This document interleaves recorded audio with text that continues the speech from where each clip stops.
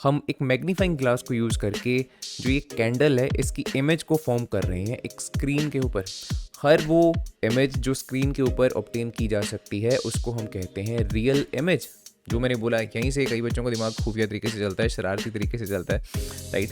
They will say sir अगर वैसा mirror को यूज़ कर रहे हैं तो क्या होगा। अब यहाँ पे आपके माइंड में ख्याल आता है अगर ये दोनों रे ऑफ लाइट पैरेलल हैं इट मीन्स ये कहीं पे भी मीट नहीं करने वाली हैं, कहीं पे भी बेसिकली इमेज नहीं बनने वाली है। दैट मीन्स मे बी इस केस में मैं इसको रियल इमेज ना बोल के वर्चुअल इमेज कहूँ। अब अगर टॉप से हम देखते हैं कुछ यहाँ से तो आपको क्लियरली दिख रहा है एक्चुअल में वैसा होता है। इस पर्टिकुलर वीडियो में आप देख रहे हो मैंने उस केस का जो डेमोन्स्ट्रेशन है वो भी मैंने शो किया है। जो इमेज यहाँ पे बन रही है कैंडल की दैट इज इस केस वाली इमेज, राइट। बहुत बड़ी इमेज आप बन रही है, आप इस केस में देख पा रहे हो।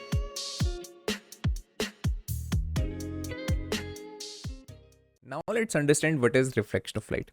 In very simple words, it is nothing but the bouncing back of light.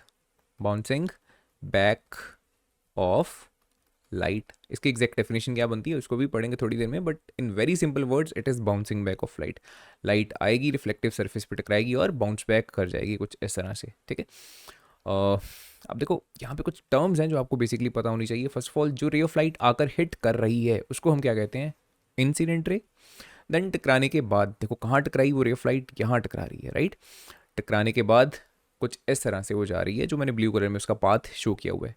अब यहाँ पे जो रेज हैं इनकी डायरेक्शन को एरोज से हम यहाँ पे शो करते हैं। एज यू कैन सी इनको बहुत ध्यान से आपको देखना है। इंसिडेंट रे इस तरह से हमने एरो लगाया बिकॉज इस डायरेक्शन में रे ऑफ लाइट आ रही है, एंड रिफ्लेक्टेड रे बिकॉज इस डायरेक्शन में जा रही है, सो that's Y arrow should be like this. अगर मैं इस एरो को इस तरह से बना दूंगा तो इससे क्या लगेगा कि रे ऑफ लाइट इधर को आ रही है, ठीक है।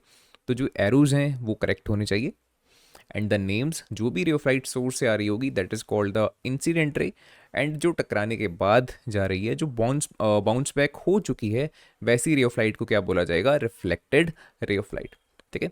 सो आने वाली जो रे है दैट इज इंसिडेंट, एंड जाने वाली जो रे है दैट इज द रिफ्लेक्टेड रे इन सिंपल वर्ड्स, ठीक है। Then what is this normal, क्या ये भी कोई रे ऑफ लाइट है? The answer is no, this is not a ray of light. This is not even a physical thing जो वहां पे एक्चुअली एग्जिस्ट भी कर रही हो। This is just an imaginary line. Then what is this normal, क्या ये भी कोई रे ऑफ लाइट है? The answer is no, this is not a ray of light. ये this is not even a physical thing जो वहाँ पे actually exist भी कर रही हो, ठीक है। एक्चुअल में normal is nothing but N imaginary line. Now अब आप पूछ सकते हो कि अगर इमेजनरी लाइन है तो इसको ड्रॉ ही क्यों किया है, राइट। देखो इसका कुछ फ़ायदा है, ये कुछ पर्पसेस को सॉल्व करती है जिसके बारे में हम थोड़ी देर में देखेंगे। But first of all let's understand कि नॉर्मल कहाँ और किस तरह से ड्रॉ किया जाता है, ठीक है। देखो लेट्स से एक इंसिडेंट रे ऑफ लाइट है, इसको डॉटेड नहीं सॉलिड लाइन से शो करेंगे। Let's say this is an incident ray of light, ठीक है। Late me change colour yellow. इस पर्टिकुलर पॉइंट पे लाइट ने हिट किया इस रिफ्लेक्टिव सरफेस के ऊपर, राइट। अब जहाँ पे ये वाला पॉइंट होगा या जिस पॉइंट पे लाइट हिट करेगी उस रिफ्लेक्टिव सरफेस के ऊपर वहाँ पे ड्रॉ किया जाता है जो ये नॉर्मल होता है, ठीक है। ऐसा नहीं है कि मैं कहीं पे भी ड्रॉ कर दूंगा। In this diagram is well you can सी कि यहाँ पे लाइट ने हिट किया वहीं से हमने ड्रॉ किया है normal. So this is the first thing, very obvious thing, but still I want to make all the things clear because ये डिटेल्ड वीडियो है, कोई भी पार्ट ऐसा नहीं मैं चाहता जो स्किप हो जाए, ठीक है। सेकेंडली ऑफकोर्स नाम से ही पता है आपको नॉर्मल वर्ड का मतलब होता है जो 90 डिग्रीज पे हो, लेकिन किसके साथ 90 डिग्रीज? द आंसर इज उस सरफेस के साथ जहाँ पर भी वो लाइट हिट करेगी। जैसे इस पर्टिकुलर पॉइंट पे हिट किया था, इस सरफेस और इस नॉर्मल में कितना एंगल बनना चाहिए? 90 डिग्रीज का एंगल बनना चाहिए। अगर मैं इधर को ड्रॉ कर देता, अब इसको मैं नॉर्मल नहीं बोल सकता, ऑल दो वो उस पर्टिकुलर पॉइंट से पास हो रहा है जहाँ पे लाइट ने हिट किया है, बट ये वाला एंगल अब 90 डिग्रीज का है ही नहीं, ठीक है। सो उस सरफेस के साथ नॉर्मल में कितना एंगल होना चाहिए? 90 डिग्रीज का, 90 degree between the normal and the reflective surface.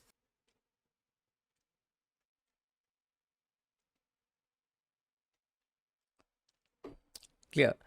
How can you define? Clear? Reflection of light को कुछ इस तरह से डिफाइन कर सकते हैं, when a ray of light approaches a smooth polished surface. Polished की जगह पे ऑफ कोर्स आप यहाँ पे रिफ्लेक्टिव भी वर्ड यूज कर सकते हो, एक ही बात है। And the ray of light bounces back, it is called as reflection of light. बहुत ही ईजी से इसकी डेफिनेशन है, this is the reflection of light. ठीक है। अब यस, यहाँ पे आप सोच सकते हो अगर कोई रफ सरफेस रहेगी तो क्या वहाँ पर रिफ्लेक्शन ऑफ लाइट नहीं होती है? द आंसर इज ऐसा नहीं है कि वहाँ बिल्कुल नहीं होती है, जैसा मैंने पहले भी शॉर्ट में बताया। लेट्स से आप वॉल की बात कर लो या बहुत कोई रफ सरफेस, कोई वुड हो सकती है, उसकी बात कर लेते हैं। रिफ्लेक्शन ऑफ लाइट वहाँ भी होगी, इसी वजह से आप उसको देख पा रहे हो बेसिकली। अगर कोई सरफेस बिल्कुल ही लाइट को रिफ्लेक्ट ही ना करे तो सिंपल सी बात है, आप उसको देख ही नहीं पाओगे। आप किसी भी ऑब्जेक्ट को तभी देख पाते हो ना जब लाइट उसके ऊपर टकरा कर बाउंस बैक करके आपकी आइज में एंटर कर रही है। सो ये तो क्लियर है कि जितनी मर्जी रफ सरफेस आप ले लो, वुड हो चाहे वॉल हो, वो कुछ ना कुछ लाइट को रिफ्लेक्ट बैक करके आपके आइज में ज़रूर भेज रही है। सो रिफ्लेक्शन लाइट हो तो डेफिनेटली वहाँ पे भी रही है, बट येस, उसका जो एक्सटेंट है वो बहुत कम है। बहुत लाइट का पार्ट वो क्या कर रही है, अपने अंदर एब्जॉर्ब कर ले रही है, और बहुत कम पार्ट को क्या करती है, रिफ्लेक्ट बैक करती है। सो दैट्स वाई हम यहाँ पे रफ सरफेस की स्पेसिफिकली बात नहीं करते हैं, वी से रिफ्लेक्टिव या फिर पॉलिश्ड सरफेस। लाइट का रिफ्लेक्शन जिस मर्जी तरह की सरफेस पे हो, चाहे वो सरफेस बहुत ज़्यादा स्मूथ हो, चाहे बहुत ज़्यादा रफ हो, चाहे बिल्कुल ही प्लेन हो, चाहे थोड़ी सी कर्व्ड सरफेस हो, डज नॉट मैटर, जैसी मर्जी सरफेस हो, दो ऐसे लॉज हैं जो हमेशा ट्रू रहते हैं। Those are known as the laws of reflection of light. Let's see क्या है ये। The first law of reflection states that the incident ray, the reflected ray and the normal, जो कि कहाँ बनता है, first to the surface of the mirror, ये तीन चीज़ें, दोबारा देखो, incident ray, reflected ray and the normal, ये क्या होते हैं, they all lie in the same plane. अगर वर्डिंग से इतना अच्छे से आपको समझ नहीं लगा, let's try to understand this with the help of this animation. This is source of light and this is the mirror, और कोई भी रिफ्लेक्टिंग सरफेस हो सकती है, and this green line over here, this is the normal. ठीक है, for the sake of simplicity इसको मैंने पहले ही ड्रॉ कर दिया है, end of course I know that जो नॉर्मल होता है उसको हम डॉटेड लाइन से रिप्रेजेंट करते हैं, but this is just for the sake of simplicity मैंने इस तरह से इस एनिमेशन को क्रिएट किया है, बिकॉज ये खुद से क्रिएट की है। अगर मैं इतनी ज़्यादा बारीकी में जाऊँगा तो बहुत, of course it will take time. Although I try कि इन द फ्यूचर वीडियोज़ इसको भी मैं और छोटी छोटी चीज़ों को मैं ध्यान रख के बनाऊँ। एंड लेट्स सी, जब ये लाइट इस सरफेस के ऊपर टकराएगी तो क्या होगा। Okay, let me play this animation. देखो, लाइट हिट कर रही है and it bounce back. Okay, अब अगर टॉप से हम देखते हैं कुछ यहाँ से, तो आपको क्लियरली दिख रहा है, बिकॉज ये टॉर्च जो है मिरर के थोड़ा सा लेफ्ट हैंड साइड की तरफ रखी थी एंड नीचे की तरफ है ना। तो लाइट यहाँ पे टकरा के इधर आ रही है, दिस इज द इंसिडेंट रे, दिस इज द रिफ्लेक्टेड रे। इंसिडेंट रे बिकॉज मिरर से लेफ्ट साइड पे है, तो ऑब्वियसली बात है जो रिफ्लेक्टेड रे होगी वो मिरर से राइट साइड की तरफ होगी। एंड सेकेंडली, क्लियरली यहाँ पे आप देख पा रहे हो कि जो टॉर्च है वो नीचे की तरफ थी थोड़ी, हमने लाइट का जो एंगल है इंसिडेंट लाइट का वो थोड़ा सा ऊपर की तरफ है। सो ऑब्वियसली लाइट टकरा के कुछ इसी तरह से ऊपर की तरफ आने वाली है ना। ऐसे तो नहीं हो सकता कि इधर इस तरह से आ जाए, नो, नथिंग लाइक दैट। ठीक है, अब एक ही प्लेन में इन तीनों का लाई करना, है ना, incident ray, normal and reflected ray, इसका क्या मतलब है ये आपको तब समझ में आएगा अगर इसको हम एक खास एंगल से देखेंगे।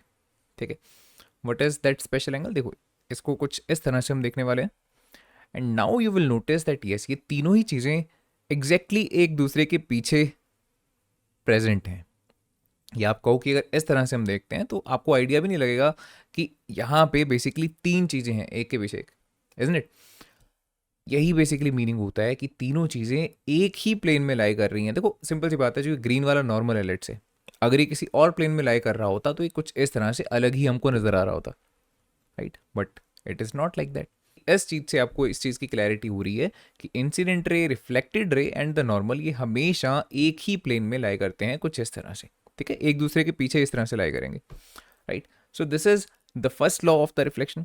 The second law of the reflection states that the angle of reflection is equal to the angle of incidence. अब देखो जहाँ पे एंगल ऑफ इंसिडेंस है, इसको शॉर्ट में एंगल आई बोल देते हैं because first letter is the I, वो हमेशा इक्वल होगा एंगल ऑफ रिफ्लेक्शन के, एंड ऑब्वियसली इसको क्या बोलेंगे, एंगल ऑफ आर, इस तरह से। So in short we can say angle I, angle R हमेशा एक दूसरे के इक्वल होते हैं। ठीक है, यहाँ पे डायग्रामेटिकली समझते हैं इस चीज़ को। Let's say this is a surface of the mirror, and I hope आपको ये ऑलरेडी क्लियर है कि इन डॉटेड लाइंस का क्या मीनिंग है, दैट जो ये वाली साइड है this is the polished side, right. Reflective surface कौन सी होगी, ये वाली जो सरफेस है, जो ये सरफेस है यहाँ पे कवरिंग की होती है किसी रिफ्लेक्टिव मटेरियल की, सो दैट लाइट यहाँ पे टकरा के बाउंस बैक कर सके। ठीक है, अगर यहाँ आप लाइट को फॉल करवाओगे तो बहुत ज़्यादा रिफ्लेक्शन आपको देखने को नहीं मिलेगी, उसका एक्सटेंट बहुत कम होगा। ठीक है, so this is the incident light and this is the reflected रे of light. And let me draw the normal, normal draw करेंगे इस पर्टिकुलर पॉइंट पे, दिस इज द नॉर्मल। अब यहाँ पे देखो, दिस इज द इंसिडेंट रे, this is the incident रे and this is the reflected रे। तो एंगल आई जो है वो हमेशा याद रखना आपको नॉर्मल के साथ मेजर किया जाता है। ठीक है, इंसिडेंट रे नॉर्मल के साथ जो एंगल बना रही है, दैट मीन्स जो ये वाला एंगल है, this is the angle I, angle of incidence. And similarly जो रिफ्लेक्टेड रे ऑफ लाइट है ये वाली, ये नॉर्मल के साथ जो एंगल बना रही है, that means this angle, this is known as angle are, angle of reflection. ये दोनों हमेशा इक्वल रहेंगे, डज नॉट मैटर जैसा मर्जी सरफेस हो, चाहे कर्व्ड सरफेस है, कॉनकेव, कॉन्वेक्स, प्लेन, चाहे रफ सरफेस है, स्मूथ सरफेस है, डज नॉट मैटर, हमेशा इक्वल रहेगा। दैट मीन्स लेट से अगर आपको बताया जाता है कि जो एंगल आई है वो 40 डिग्रीज के इक्वल है, तो एंगल आर भी किस चीज़ के इक्वल होगा, 40 डिग्रीज के इक्वल होगा। ठीक है, सिमिलरली अगर 30 आए तो एंगल आर भी 30 होगा। So these are the laws of reflection. So जैसा कि हमने समझा कि लॉज ऑफ रिफ्लेक्शन हर तरह की सरफेस के लिए वैलिड होते हैं। इसी बीच में आपने देखा मैंने कुछ टर्म्स यूज़ की थी कि सरफेस चाहे प्लेन हो, चाहे वो कॉनकेव हो, चाहे वो कॉन्वेक्स हो, does not matter, laws of reflection तीनों के लिए ट्रू रहने वाले हैं। जैसे angle I is equals to angle R हमने पढ़ा, वो इसके लिए भी ट्रू है, इसके लिए भी ट्रू है एंड ऑब्वियसली इसके लिए भी ट्रू है। Similarly incident ray, reflected ray, normal, तीनों इसके लिए भी एक ही प्लेन में लाई करेंगे, इसके लिए भी एंड ऑब्वियसली इसके लिए भी। ठीक है, इट डज नॉट मैटर कि सरफेस कैसी है। अब देखते हैं इनका क्या मतलब है, what is the meaning of plane mirror, what is the meaning of concave and convex mirror. Plane, the plane mirror being the simplest of all, as the name suggest, बिल्कुल सीधा होता है, इसमें कोई भी कर्वेचर नहीं है, कोई भी बेंड नहीं है, बिल्कुल गोलाई नहीं है, बिल्कुल सीधा रहेगा ये, है ना। आमतौर पे जो घरों में हम मिरर यूज़ करते हैं that is the plane mirror.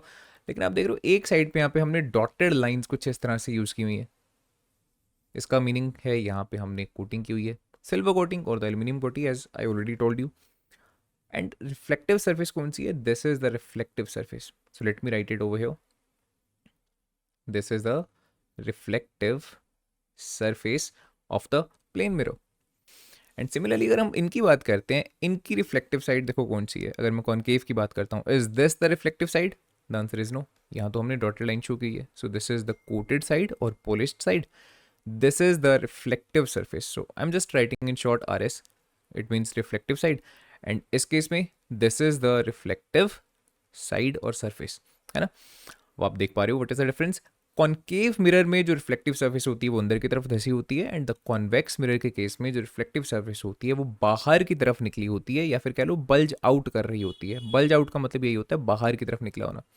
ठीक है, इसको आप याद कैसे रखोगे, देखो कॉनकेव, केव मीन्स गुफा, गुफा का जो रास्ता होगा बहुत अंदर तक जा रहा होगा, दैट मीन्स वो अंदर की तरफ धंसा हुआ है। जस्ट एक रफ सी एनोलॉजी है, इसको याद रखने की। सिमिलरली कॉन्वेक्स, ई एक्स मीन्स बाहर, राइट, जैसे आप बोलते हो एग्जिट, एग्जिट में देखो ई एक्स आ रहा है, सो ई एक्स मीन्स बाहर। सिमिलरली कॉन्वेक्स केस में जो इसकी रिफ्लेक्टिव सरफेस है वो भी बाहर की तरफ निकली हुई है। So in this way you can remember the names of the concave and the convex mirror. Now let's try this question. Rahul जो कि क्लास 10th का स्टूडेंट है, he is performing an experiment based on reflection of light using of course a laser and a plane mirror. He concludes that the laws of reflection are definitely true for the plane mirror. ठीक है, then he thinks about repeating the same experiment with a concave mirror and a convex mirror. अब आपके लिए कुछ questions हैं। For which of the mirrors the laws of reflection of light would hold true. इनमें से किस type के mirror के लिए जो लॉज ऑफ रिफ्लेक्शन है वो सही रहेंगे। Of course the answer is तीनों के लिए, that means option number D, A, B and C. Next one, the second law of reflection gives the relationship between the angle of dash with dash. Angle I is equals to angle R, हमेशा कहते हैं ना the second law of reflection। इसमें angle I और angle R क्या है? The answer is angle of incidence and angle of reflection. Next one, if angle of incidence at a convex surface is 45 degrees, what will be the angle of reflection?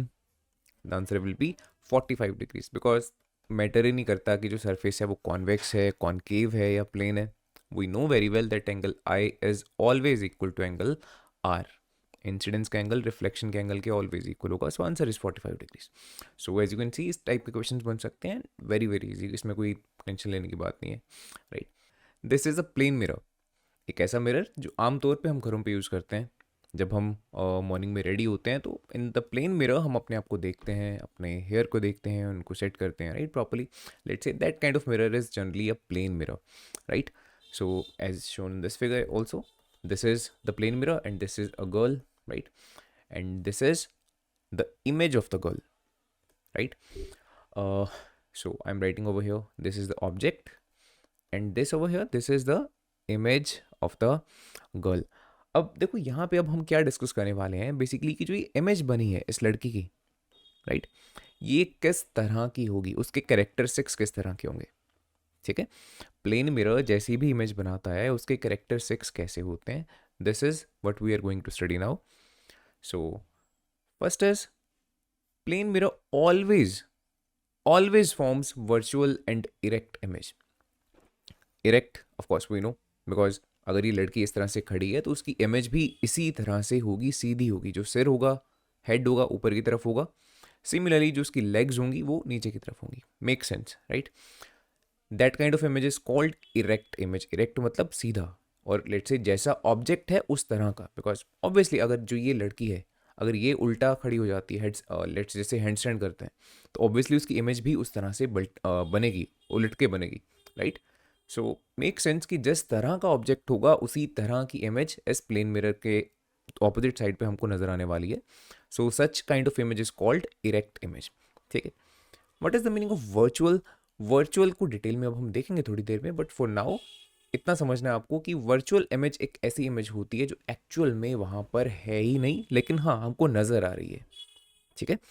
Virtual image actual में exist नहीं करती है। For example let's say अगर मैं बात करता हूँ, जैसे ये लड़की है, ये देख रही है प्लेन मिरर में अपने आप को, तो इसको ऐसा लग रहा है कि इसके जैसा ही कोई उस मिरर के पीछे खड़ा है, इजंट इट?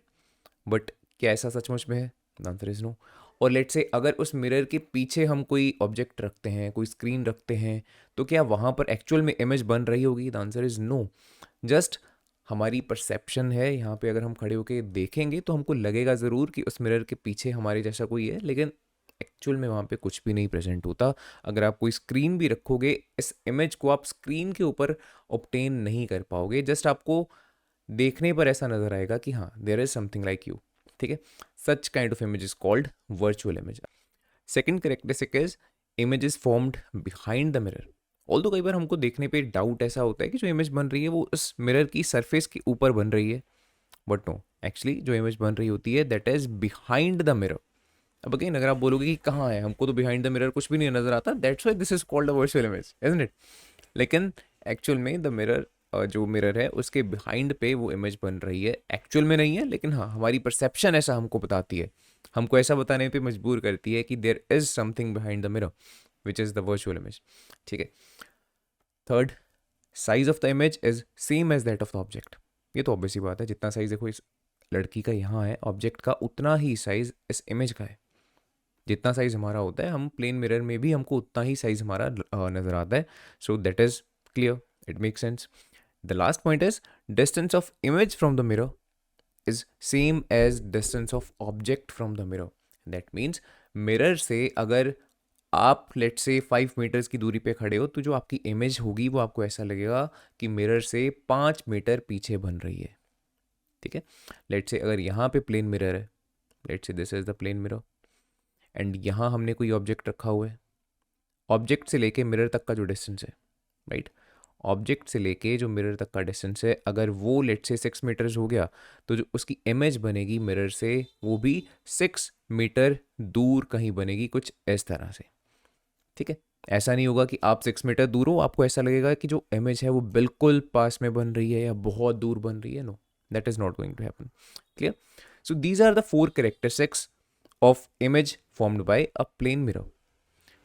अब हम ये देखने वाले हैं कि रियल इमेज क्या होती है, वर्चुअल इमेज क्या होती है, एंड इन दोनों टर्म्स में डिफरेंस क्या है। Let's start with the real image because this is comparatively simpler to understand. The first characteristic of real image is that इसमें क्या होगा, लाइट रेज एक्चुअली इंटरसेक्ट करेंगी।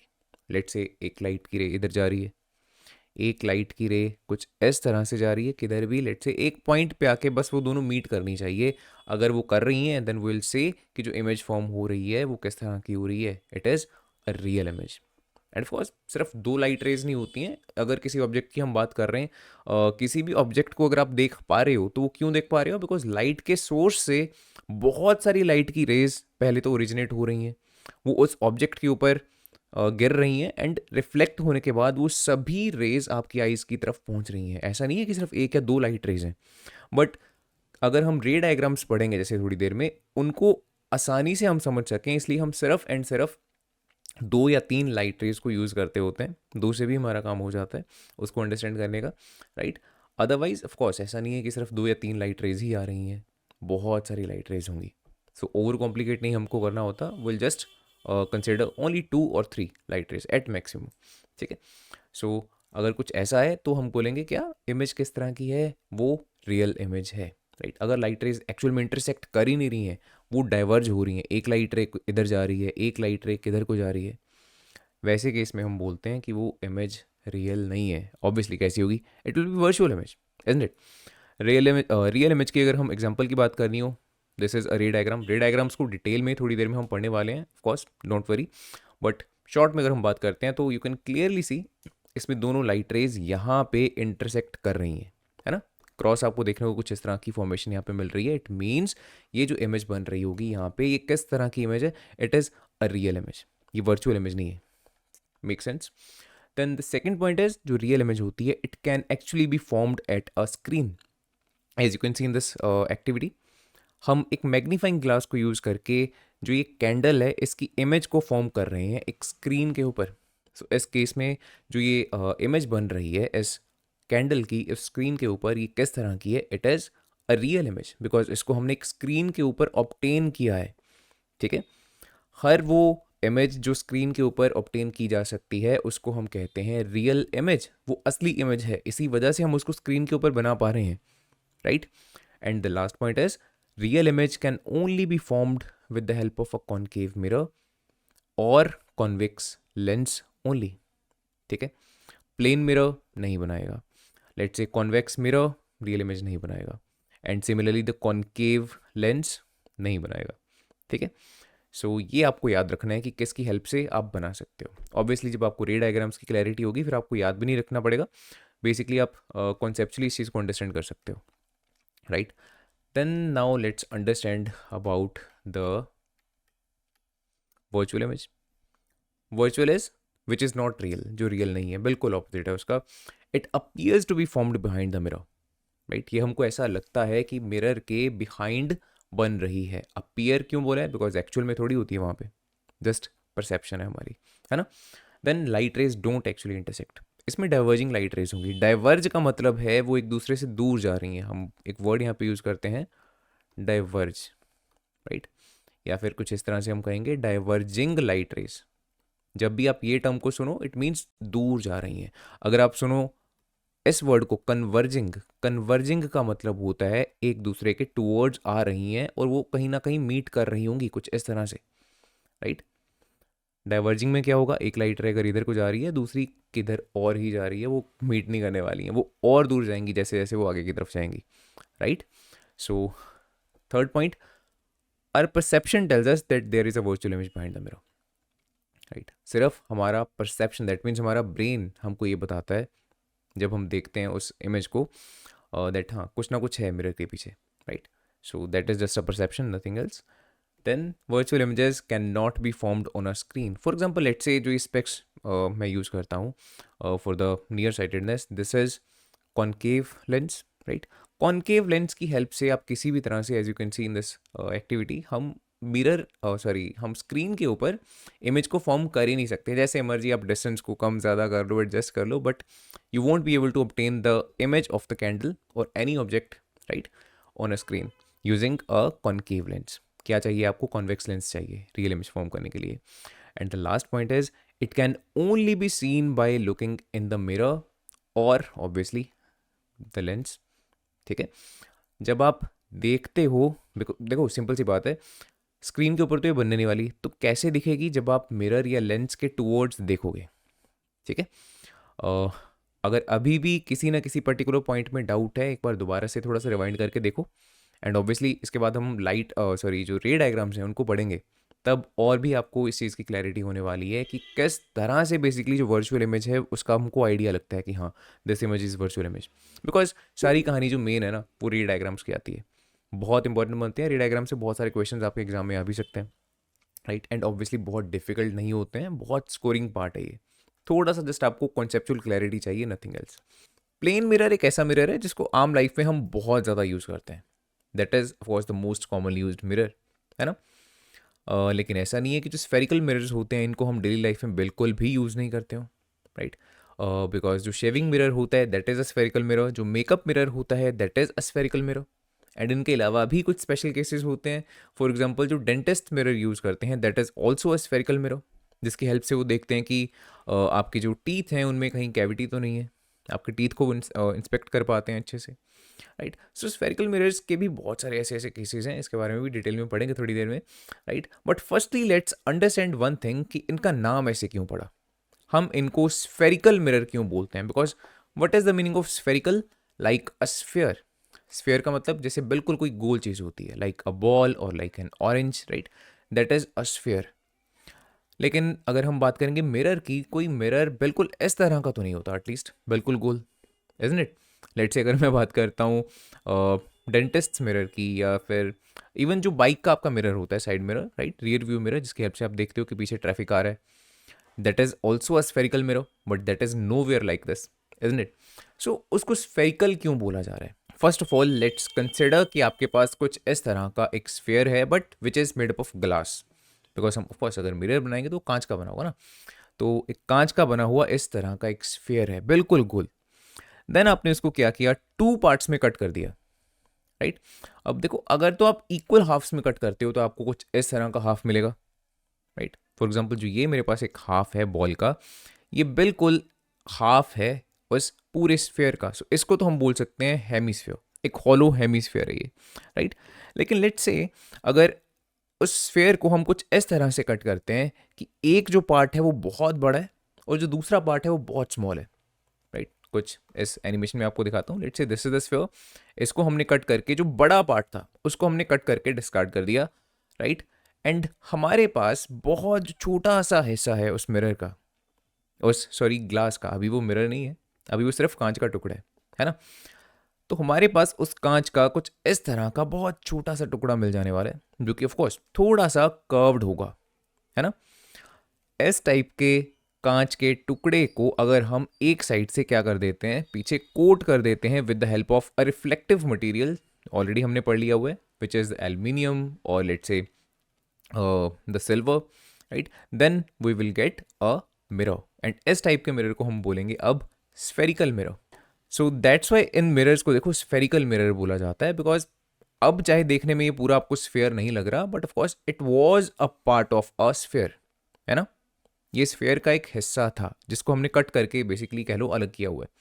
सो दैट इज द रीजन कि एक इस टाइप के मिरर को, चाहे वो कॉनकेव हो या कॉन्वेक्स हो, उसको हम स्फेरिकल मिरर कहते हैं, ठीक है। Spherical mirror could be a concave और it could be a convex mirror, दो टाइप के हमारे पास स्फेरिकल मिरर्स होते हैं। अब देखो, ये जो है ये कुछ इंपॉर्टेंट टर्मिनोलॉजीज हैं जिनके बारे में आपको प्रॉपरली अंडरस्टैंडिंग होनी चाहिए, राइट। बिकॉज कुछ बहुत इजी बोल दो, न्यूमेरिकल्स इनके बेसिस पे बन सकते हैं, एंड ऑफकोर्स जब रे डायग्राम्स पे पढ़ेंगे देन इनके कॉन्सेप्ट्स आपको वहाँ पे यूज़ होंगे। अगर इनमें से किसी भी पर्टिकुलर लेट से टर्म के बारे में आपको डाउट है ना, तो फिर दिक्कत हो जाएगी थोड़ी सी, ठीक है। सो इन सभी टर्म्स के बारे में हम एक एक करके देखते हैं। The first term is the pole. अच्छा, बाय द वे, बिकॉज थोड़ी सी मैं कोशिश कर रहा हूँ फिर भी कम से कम टाइम में ये वीडियो बने, इसलिए बहुत ज़्यादा डिस्क्रिप्टिव मैं इनको एक्सप्लेन नहीं करूँगा। ऐसा नहीं है कि इन सभी की डेफिनेशन को मैं एक्सप्लेन करने वाला हूँ, because there are very less chances कि उनके बारे में पूछा जाए। एंड वैसे भी जो इनकी डेफिनेशन है वो आप वैसे भी गूगल से सर्च करके निकाल सकते हो। इस वीडियो में सिर्फ हम कॉन्सेप्चुअल अंडरस्टैंडिंग देखेंगे, ठीक है। इनको समझने वाले हैं कि बेसिकली ये टर्म्स हैं क्या, right. So first is the pole. देखो पोल क्या होता है, फॉर एग्जाम्पल लेट्स से मैं आपको मिरर्स के केस में एक्सप्लेन करता हूँ। Let's say we have a concave mirror, this is the polished side और द कोटेड साइड, राइट। अब अगर इस स्फेरिकल मिरर का जो ये सरफेस है, राइट, इसका हम सेंटर देखेंगे, let's say this is the centre, this is called the pole, right. अगर मैं इसके इसकी बात करता हूँ, जो मेरे पास ये पर्टिकुलर सरफेस है, अगर यहाँ कहीं मैं देखूंगा इसका सेंटर होगा बिल्कुल, right, that will be its pole. Then the next one is centre of curvature. अब देखो सेंटर ऑफ कर्वेचर बेसिकली क्या है, आधा जैसे फॉर एग्जांपल हमारे पास स्फेयर ये है, आधा दूसरा भी होगा, मिला के कभी ना कभी कह लो ये पूरा स्फेयर रहा होगा इन द बिगिनिंग। जैसे हमने बोला था ना, एक स्फेयर को कट करके हम एक स्फेरिकल मिरर पर पहुंचे हैं, तो जब वो पूरा स्फेयर था तो उसका टोटल जो सेंटर था ऐसे, that is the centre of curvature. देखो पोल भी बेसिकली सेंटर है, बट पोल सेंटर है सिर्फ उस लेफ्ट ओवर पार्ट का, या कह लो जो हमारे पास स्फेरिकल मिरर बचा है, राइट, बहुत छोटा सा पार्ट है वो पूरे स्फेयर का, सिर्फ उसका सेंटर है पोल। लेकिन जो सेंटर ऑफ कर्वेचर होता है ये पूरे स्फेयर का सेंटर होता है, ठीक है। एक्चुअल में अगर हम बात करेंगे, लेट्स से इसी की एग्जांपल की बात कर लेते हैं, अगर ये हमारे पास अभी ये लेफ्ट ओवर पार्ट है, this is the spherical mirror let's say, तो इसका सेंटर ऑफ कर्वेचर क्या इसकी सरफेस के ऊपर लाई करेगा? द आंसर इज नो, ये तो कुछ यहाँ लाई कर रहा होगा, बिल्कुल होलो पार्ट में, इजंट इट, बिकॉज जो पूरा स्फेयर है उसके बिल्कुल सेंटर में उसका सेंटर रहा होगा, that is the centre of curvature. ये बिल्कुल देखो इस तरह से कुछ मैंने रखा हुआ है, बिल्कुल हवा में कहीं यहाँ पे इसका सेंटर ऑफ कर्वेचर होगा, बट जो पोल है दैट इज ओवर हियर, ठीक है। The third is the principal axis. Principal axis देखो बेसिकली क्या होती है, एक इमेजिनरी लाइन होती है जो कि किसी भी मिरर के पोल में से पास करती है। फॉर एग्जांपल अगर यहाँ इसका पोल है, अगर मैं यहाँ से इस तरह से लाइन पास करवाता हूँ, this is called the principal axis. अगर ये इमेजिनरी लाइन है, इमेजिनरी मीन्स एक्चुअल में वहाँ पे कुछ ऐसा प्रेजेंट है ही नहीं, हमने माना है, तो इसको क्यों मान रहे हैं, क्यों इसको कंसिडर कर रहे हैं, इमेजिन करना ही क्यों है, डिटेल में देखेंगे इसको थोड़ी देर में जब हम रे डायग्राम्स पढ़ने वाले हैं, बहुत हमारी हेल्प करती है प्रिंसिपल एक्सिस, ठीक है। Next is the focus. देखो फोकस बेसिकली एक ऐसा पॉइंट होता है जहाँ पे लाइट रेज उस मिरर के ऊपर टकराने के बाद, रिफ्लेक्ट होने के बाद एक ही पॉइंट पर मीट करें, वैसे पॉइंट को फोकस बोला जाता है। आमतौर पे बेस्ट इसको अंडरस्टैंड करने के लिए हम ऐसा कंसिडर कर लेते हैं, लेट्स से इन्फिनिटी से इस तरह से बहुत दूर से लाइट रेज आ रही हैं which are parallel to each other, after reflection कुछ इस तरह से वो क्या करेंगी, एक पर्टिकुलर पॉइंट पे आके मीट हो जाएंगी, इसी पॉइंट को बोला जाता है फोकस। इसको एफ से हम रिप्रेजेंट कर देते हैं, F stands for focus. Next is the focal length.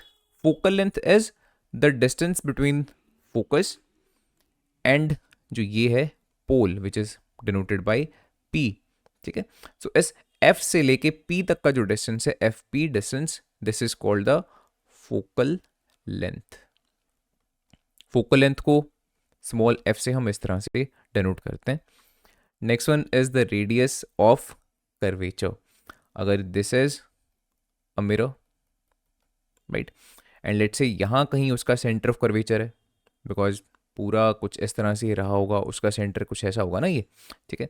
तो अगर यहाँ कहीं इसका let's say centre of curvature है, सेंटर ऑफ कर्वेचर से लेके जो इसका पोल है, दोनों के बीच का जो डिस्टेंस है, that is called the radius of curvature. Basically जो रेडियस ऑफ कर्वेचर है उस पूरे स्फेयर का जो रेडियस रहा होगा वो है, ठीक है, that is the radius of curvature. The last point is aperture. देखो aperture is nothing but the opening of the mirror और द लेंस, जिसकी भी हम बात कर रहे हैं उसकी ओपनिंग होती है, या लेट्स से फ्रंट से अगर हम देखेंगे तो उसका डायमीटर होता है, ठीक है। फॉर एग्जांपल जो ये मिरर है आप देख रहे हो ट्रैफिक मिरर, बिल्कुल टॉप पॉइंट से लेके बॉटम तक का जो डिस्टेंस होगा उसको मेजर कर लो, that will be its aperture. Traffic mirrors का ऑफ कोर्स जो अपर्चर होता है बहुत ज़्यादा होता है। अगर एक छोटा सा आप कैरी करने वाला लेट्स से एक मिरर है, एक मेकअप मिरर है, उसका अपर्चर बहुत छोटा सा होगा, बिकॉज वो हैंडी होता है, आराम से आप उसको कहीं ले जा सकते हो, right, make sense. So these are the terms which are very important, ठीक है। One more thing which I want to add here is the relationship between the radius of curvature and the focal length. Let's say this is a concave mirror, right? Let's say यहाँ कहीं होगा इसका center of curvature. Let me raise the rest of the part. Okay, this is the principal axis. This is the pole. Let's say this is the focus. जो ये focus होता है ये बिल्कुल C and P के mid में present होता है. This you have to remember. ठीक है, दैट मीन्स अगर ये जो टोटल डिस्टेंस है सी से लेके पी तक का, अगर ये 10 सेंटीमीटर्स होगा तो ये भी 5 होगा, ये भी 5 सेंटीमीटर्स होगा, something like this, 5 centimetre 5 centimetre, ठीक है। सी से लेके एफ तक का डिस्टेंस ऑलवेज इक्वल होगा एफ से लेके पी तक का डिस्टेंस। इसको या तो आप ऐसे कह लो, या फिर हम कह सकते हैं वही चीज़ कि जो सी से लेके पी तक का डिस्टेंस है that is nothing but the radius of curvature, ये ट्वाइस है एफ से लेके पी तक के डिस्टेंस के, राइट। दैट मीन्स ट्वाइस है फोकल लेंथ के। जो ये सी से लेके पी तक का डिस्टेंस है this is nothing but the radius of curvature, isn't it. Similarly जो ये एफ से लेके पी तक का डिस्टेंस है this is nothing but the focal length. So radius of curvature always twice होगी फोकल लेंथ की, या फिर आप ऐसा बोल लो जो फोकल लेंथ है वो हाफ होगा रेडियस ऑफ कर्वेचर का। ठीक है, ये रिलेशनशिप बहुत इंपॉर्टेंट है, सिंपल 1 मार्क में पूछी जा सकती है इसके रिगार्डिंग कुछ ना कुछ। बहुत सारे स्टूडेंट्स को इस चैप्टर में से रे डायग्राम सबसे डिफिकल्ट लगते हैं। अगर आपको भी डिफिकल्ट लगते हैं नथिंग टू वरी, ये सिर्फ 3 रूल्स हैं बेसिकली जिनको अच्छे से आपको समझना है, एंड जिस मर्जी तरह का आपसे रे डायग्राम पूछा जाए आप ईजिली उसको ड्रॉ कर सकते हो। लेकिन वो तभी होगा अगर आपको ये तीनों रूल्स दोनों टाइप के मिरर्स के लिए, कॉनकेव एंड कॉन्वेक्स के लिए समझ में है अच्छे से, right. So let's understand. Firstly हम देखेंगे कॉनकेव मिरर के लिए ये तीनों रूल्स, देन आफ्टर दैट हम देखेंगे कॉन्वेक्स मिरर के लिए वो तीनों rules, right. So starting with the first rule, when a ray of light is coming parallel to the principal axis, this is the concave mirror, जो इसकी back side है that is coated with the aluminium, this is the principal axis, and this is the ray of light which is obviously coming parallel to the principal axis, isn't it?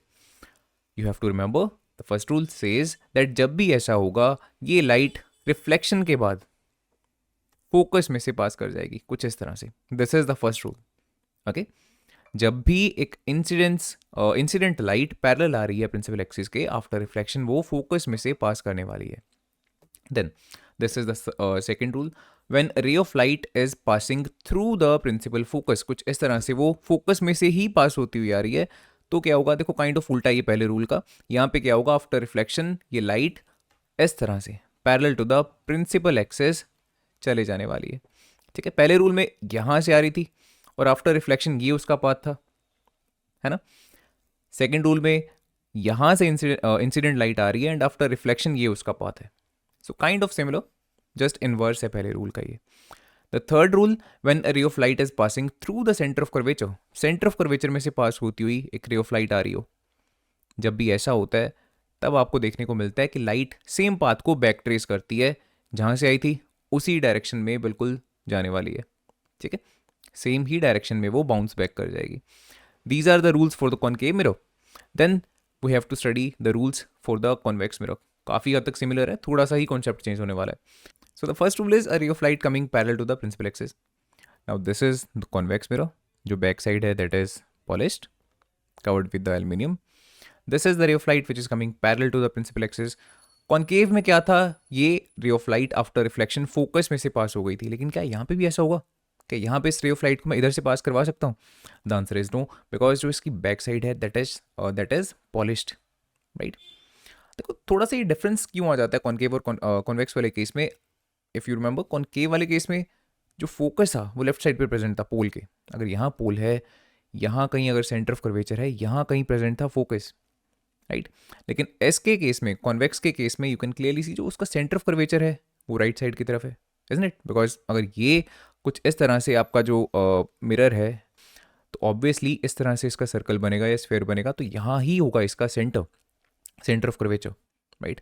And अगर पोल यहाँ है तो obviously बात है focus भी यहाँ पे होगा। पी एंड सी के बिल्कुल मिड में होता है फोकस, जैसा मैंने बताया था थोड़ी देर पहले। दैट्स वाई थोड़ा सा यहाँ पे डिफरेंस आ जाता है रूल्स में, दैट आफ्टर रिफ्लेक्शन जो रे ऑफ लाइट है ये डायरेक्टली फोकस में से पास नहीं करने वाली है। बैक साइड इसकी पॉलिश्ड है इस मिरर की। सो क्या देखने को मिलेगा आपको, रे ऑफ लाइट किसी और ही डायरेक्शन में जा रही है, राइट। एग्जैक्टली इधर ही क्यों जा रही है, अगर इसकी भी बात कर लें हम, देखो इस थोड़े से पार्ट को आपको कंसिडर करना है जहाँ लाइट ने स्ट्राइक किया। अब जो ये पार्ट है क्या ये बिल्कुल इस तरह से सीधा है? The answer is no, it is little bit like this, थोड़ा सा स्लांटेड है। एंड इट मेक सेंस कि लेट्स से अगर ये कोई दीवार भी होती है, कोई टेबल होता है या बुक है, कोई इस तरह से कोई हार्ड सरफेस है, एंड इसके ऊपर अगर आप बॉल भी स्ट्राइक करोगे इस डायरेक्शन में, तो ऑब्वियसली आप इस चीज़ को काइंड ऑफ विजुलाइज कर सकते हो कि कुछ इसी डायरेक्शन में वो टकराने के बाद जाने वाली है, इजंट इट। सो यहाँ पे भी कुछ ऐसा ही होने वाला है। जैसे ही ये लाइट पैरेलल आ रही है प्रिंसिपल एक्सिस के, आफ्टर रिफ्लेक्शन कुछ इस डायरेक्शन में ये जाएगी। अब आप बोलोगे फोकस में से तो पास हो नहीं रही है। कॉनकेव के केस में तो जो पैरेलल आ रही थी वो आफ्टर रिफ्लेक्शन फोकस में से पास हुई थी। इसके केस में काफ़ी अलग सा कुछ हो रहा है। ऑब्वियसली ये लाइट फोकस में से पास नहीं हो रही है, बट येस अगर आप इसको पीछे की तरफ एक्सटेंड करते हो ना कुछ इस तरह से, तो आपको ऐसा लग रहा है कि ये फोकस में से पास होती हुई आ रही है हमारे तरफ, राइट। लेट्स से अगर मैं यहाँ से देखूंगा, यहाँ पे हमारी आई है, तो हमको ऐसा ही लगेगा ये फोकस में से आ रही है, इजंट इट? ठीक है, so that is the kind of similarity between the concave and the convex mirrors rule. Rule number 1, concave के केस में डायरेक्टली फोकस में से वो पास कर जाती है, एंड कॉन्वेक्स मिरर में हमको जस्ट ऐसा लगता है कि वो फोकस में से पास होती हुई हमारी तरफ आ रही है, ठीक है। Rule number 2 is when a ray of light is coming towards the principal focus, this side is polished, this is the ray of light which is coming towards the focus, right? After reflection it will go parallel to the principal axis. Of course ये rule तो काफ़ी similar है, right? Similar to the concave mirror.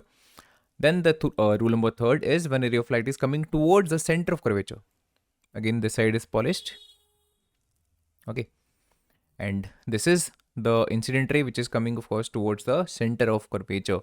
After reflection बिल्कुल same path को क्या कर लेगी, ये back trace करेगी, राइट। सो ये जो तीनों रूल्स हैं ना कॉनकेव के लिए एंड कॉन्वेक्स के लिए, अगर आपको ये अच्छे से इनके बारे में आइडिया लग चुका है, कॉन्सेप्ट आपको अच्छे से समझ लग चुका है, तो रे डायग्राम जिस मर्जी तरह का आपको आ जाए बनाना, आप बना सकते हो, there will be no difficulty, right. अब हम करने वाले हैं सबसे इंपॉर्टेंट टॉपिक जो बनता है, जिसका आपको भी बेसब्री से इंतजार होगा, यू नो, राइट, बिकॉज देखो ये टॉपिक बहुत इंपॉर्टेंट बनता है और काफ़ी बच्चों को डिफिकल्ट लगता है ये टॉपिक, है ना। और ऑब्वियसली बात है बिकॉज केसेस बहुत सारे होते हैं, इस वजह से डिफिकल्ट लगता है, but the thing is that कि इसमें आपको बहुत ज़्यादा क्रैमिंग करने की ज़रूरत नहीं है। ऐसा नहीं है कि बहुत कुछ याद रखना पड़ेगा तभी आप रे डायग्राम्स बना सकते हो, नथिंग लाइक दिस, बहुत ईजी है ये, सिर्फ आपको वो 3 रूल्स पता होने चाहिए, दैट्स इट, क्लियर। सो ये देखो 6 केसेस हैं कॉनकेव मिरर के, एक एक करके इन सभी केसेस के हम रे डायग्राम्स बनाने वाले हैं। Here comes the first case, object at infinity. अब यहाँ पे इस रे डायग्राम को पढ़ने से पहले 2 चीज़ें हैं जिनके बारे में पहले बताना चाहता हूँ आपको। फर्स्टली जो ये टर्म हम यूज़ कर रहे हैं इन्फिनिटी, इसका एक्चुअल मीनिंग क्या है? आप कहोगे लो ये भी कोई बात है, सबको पता होता है इन्फिनिटी मीन्स एक ऐसा डिस्टेंस जो बहुत ज़्यादा दूर है, एक ऐसा डिस्टेंस जिसको कह लो मेजर भी हम नहीं कर सकते, such a huge distance is considered infinity, right. And the thing is that कि यस आप गलत नहीं हो, बट इसमें एक छोटी सी एडिशन मैं करना चाहता हूँ कि ऐसा भी हो सकता है इन सम केसेस कि अगर कोई ऑब्जेक्ट उस मिरर से मान लो 100 सेंटीमीटर्स या 150 सेंटीमीटर्स 200 सेंटीमीटर्स इतना दूर भी है ना, तब भी मैं उसको प्रैक्टिकल पर्पसेस के लिए इन्फिनिटी मान सकता हूँ इन सम केसेस।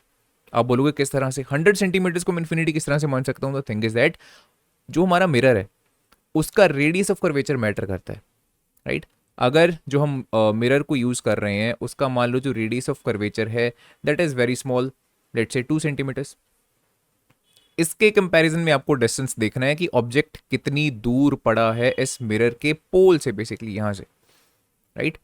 मान लो जो ये पोल है इससे 100 सेंटीमीटर्स दूर कोई ऑब्जेक्ट पड़ा हुआ है, तो आप ये देखो ना जो 100 सेंटीमीटर्स है इस 2 सेंटीमीटर से, मतलब इस मिरर के रेडियस ऑफ कर्वेचर से तो बहुत बड़ा है, 50 टाइम्स ज़्यादा है।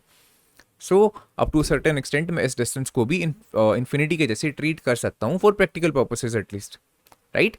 So this is what I wanted to add here, that means ज़रूरी नहीं है कि यहाँ पे जो ऑब्जेक्ट पड़ा है वो सचमुच में कह लो बहुत ही ज़्यादा दूर पड़ा है, ऐसा डिस्टेंस है जिसको हम मेजर ही नहीं कर सकते, नो नथिंग लाइक दैट, ठीक है। हो सकता है वो जस्ट 100 200 300 सेंटीमीटर्स दूर ही पड़ा हो, राइट। सेकेंड चीज़ जो मैं आपको बताना चाहता हूँ यहाँ पे कि जब भी कोई ऑब्जेक्ट हमसे बहुत दूर होता है, वहाँ से जितनी भी लाइट रेज हमारी तरफ आती है ना, वो हमको ऐसा लगता है कि एक दूसरे के बिल्कुल पैरेलल हैं, वो कुछ इस तरह से। फॉर एग्जाम्पल द मून और सन हमसे बहुत दूर हैं, वहाँ से जितनी भी लाइट रेज हमारी तरफ आ रही होंगी हमको लगेगा ऑलमोस्ट पैरेलल हैं वो एक दूसरे के। ये तभी होगा अगर ऑब्जेक्ट बहुत दूर है, अगर मैं उसको इनफाइनाइट ट्रीट कर सकता हूँ, ठीक है। अगर मान लो जो मिरर है उसके रेडियस ऑफ कर्वेचर के कंपैरिजन में जो ऑब्जेक्ट का डिस्टेंस है वो बहुत ज़्यादा है, तभी मैं ऐसा मान सकता हूँ। अदरवाइज बहुत अगर पास हुआ ऑब्जेक्ट तब मैं इस तरह से इसको ट्रीट नहीं कर सकता, तब रे ऑफ लाइट पैरेलल नहीं हमको लगेंगी, ठीक है। ये 2 चीज़ें बेसिकली आपको पता होनी चाहिए। Now let's see the diagram object at infinity. Object बहुत दूर है इस मिरर से, right. Let's say this is the object. अब देखो यहाँ से कितनी लाइट रेज आपको कंसिडर करनी है रे डायग्राम के लिए? At least 2, okay. 2 लाइट रेज आपको चाहिए होती हैं रे डायग्राम बनाने के लिए। कहाँ से कंसिडर करोगे? The answer is top and bottom.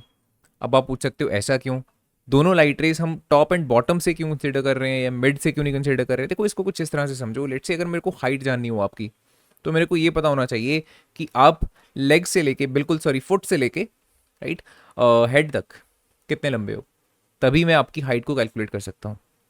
Similarly अगर मान लो कोई ट्री है या कैंडल है, मेरे को ये पता होना चाहिए बॉटम से लेके टॉप तक उसकी जो हाइट है वो कितनी है ना। हर केस में, हर ऑब्जेक्ट के केस में या किसी इमेज के केस में भी इवन आप यही करने वाले हो। टॉप से बॉटम तक का डिस्टेंस अगर आपको पता है, यू कैन कैलकुलेट और at least you can know its height, isn't it. So that's why हम क्या करते हैं, मोस्ट ऑफ द केसेस में ऐसा ही आपको देखने को मिलेगा। जो एक लाइट की रे है उसके टॉप से कंसिडर करेंगे, एंड जो सेकंड लाइट की रे होगी उसके बॉटम से कंसिडर करेंगे, सो दैट हमको इमेज जो बन रही है वो भी उसके टॉप से लेके बॉटम तक के बारे में हमको उसकी information they, right. That's it. So let's say एक लाइट की रे यहां से इस ऑब्जेक्ट के टॉप से आ रही है, सेकेंड लाइट की रे भी कंसिडर करेंगे जो कि ऑब्वियसली बिल्कुल पैरेलल आ रही होगी इस लाइट रे के, जैसा हमने बताया था ऑब्जेक्ट इन्फिनिटी पे पड़ा है, लाइट रेज एकदम बिल्कुल पैरेलल आएंगे एक दूसरे के। बट सेकंड रे को मैं बाद में बनाऊंगा, पहले इसी लाइट रे की हम बात करते हैं। पैरेलल आ रही है प्रिंसिपल एक्सिस के, रूल हमने पढ़ा हुआ है इसका। अगर रे ऑफ लाइट पैरेलल आती है प्रिंसिपल एक्सिस के, आफ्टर रिफ्लेक्शन किस पॉइंट से वो पास करती है, फोकस में से पास करेगी, सेंटर ऑफ कर्वेचर में से वो पास करेगी, या किस पॉइंट में से वो पास करेगी। जल्दी रिकॉल करो क्या था वो रूल। अगर रे ऑफ लाइट पैरेलल आ रही है प्रिंसिपल एक्सिस के, after reflection it passes through the focus. Very good, ठीक है। दिस इज द रिफ्लेक्टेड रे। नीचे मैंने कलर कोडिंग बताई हुई है, जो ब्लू कलर में है they are the incident ray, orange colour में I have shown the reflected rays, ठीक है। So this is the first ray of light जो टॉप से आ रही है। सिमिलरली अगर मैं एक रे ऑफ लाइट बॉटम से कंसिडर करता हूँ, आफ्टर रिफ्लेक्शन ये भी फोकस में से पास करेगी। अब आप देख रहे हो दोनों जी ऑरेंज लाइंस हैं, ये दोनों रिफ्लेक्टेड जो लाइंस हैं ये कहाँ पे क्रॉस कर रही हैं, इंटरसेक्ट कहाँ पे हो रहा है दोनों का, फोकस के ऊपर, right. You have to remember कि जहां भी ये लाइट रेज इंटरसेक्ट करेंगी ना, वहां पे इस ऑब्जेक्ट की इमेज बनती है। ओके, अगेन मैं रिपीट कर रहा हूं, किसी भी केस में आप देखोगे जिस भी पॉइंट पे रिफ्लेक्टेड रेज इंटरसेक्ट करेंगी वहां पे ऑब्जेक्ट की इमेज बनने वाली है। अगर मैं इसमें पूछता हूं कहां पे, फोकस पे देखो इंटरसेक्शन हो रही है, सो जो पोजीशन ऑफ द इमेज होगा वो कहां पे होगा, it will be at the focus, ठीक है। यहां पे इमेज बनने वाली है। Next is the size of the image. अब इस केस में जो इमेज बन रही है उसका साइज कितना है। फर्स्ट ऑफ ऑल देखो जो साइज होता है वो किस किस तरह का हो सकता है।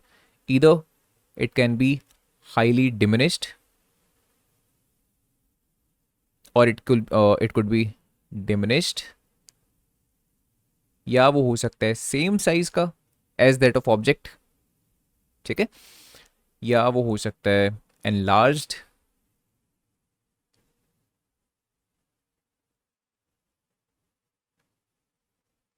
या वो हो सकता है highly enlarged. Highly diminished means बहुत छोटा, डिमिनिश्ड मीन्स छोटा, सेम साइज मीन्स इमेज का साइज ऑब्जेक्ट के जितना ही है, एनलार्ज मीन्स जो इमेज है वो ऑब्जेक्ट से बड़ी है, हाईली एनलार्ज मीन जो इमेज है वो ऑब्जेक्ट से बहुत ही ज़्यादा बड़ी है। पहले तो ये टर्म्स का मीनिंग आपको पता होना चाहिए, मैं यहाँ पे स्क्रीन पे लिख भी दे रहा हूँ, ठीक है। यहाँ पे अगर मैं बात करता हूँ इस इमेज का साइज किस तरह का है, दिस इज हाईली डिमिनिश्ड, और इसको पॉइंट साइज्ड भी बोल सकते हैं। देखो ऐसा क्यों है, बिकॉज कुछ केसेस में तो आप ऐसा देखोगे, पहले केस में ऐसा नहीं है, बट अलग अलग केसेस में आप देखोगे कि जो इमेज बनती है वो कुछ इस तरह की बनती है। दैट मीन्स जो बॉटम होता है उसकी इमेज तो यहाँ पे बन रही है प्रिंसिपल एक्सिस के, बट जो टॉप होता है ना वो कुछ इस तरह से इन्वर्ट होके, या अगर इरेक्ट भी बन रही है इमेज कुछ इस तरह से प्रिंसिपल एक्सिस से थोड़ा सा दूर बनता है, ठीक है। फॉर एग्जाम्पल अगर मैं इस केस में बात करता हूँ, मान लो किसी केस में मान लो जो इमेज है वो कुछ इस तरह की बन रही है, लेट्स से, इसका मतलब क्या हुआ इस चीज का कि यहां पे इमेज बन रही है इस इमेज जो ऑब्जेक्ट था उसके बॉटम की, है ना, और यहां पे इमेज बन रही है उस ऑब्जेक्ट के टॉप की, राइट। जहां पे भी एरो का हेड होगा वो टॉप है, एंड जहां पे वो एंड हो रहा है वहां पे उसका बॉटम है। तो अगर तो देखो ऐसा है, तो यहां से लेके यहां तक का जो डिस्टेंस है that is the height of the image. और लेट्स से अगर किसी केस में जो इमेज बन रही है वो इरेक्ट भी बन रही है, सीधा भी बन रही है, तो भी मैं ऐसा कह सकता हूं कि ये जो है दिस इज द बॉटम, है ना, ऑब्जेक्ट का बॉटम है जो उसकी इमेज है यहाँ पे, और यहाँ पे किस चीज़ की इमेज बन रही है, जो टॉप था ऑब्जेक्ट का उसकी। इसकी भी अगर मैं हाइट कैलकुलेट करना चाहूँ मैं ऐसे कैलकुलेट कर सकता हूँ, बिकॉज आई नो कि यहाँ पे बॉटम की इमेज बन रही है, यहाँ पे टॉप की इमेज बन रही है। बट इस केस में देखो ऐसा है कि जो टॉप है और जो बॉटम है दोनों की इमेज एग्जैक्टली इसी पॉइंट पे बन रही है, है ना, बिल्कुल सेम पॉइंट पे देखो उन्होंने इंटरसेक्ट किया exactly on the principal axis.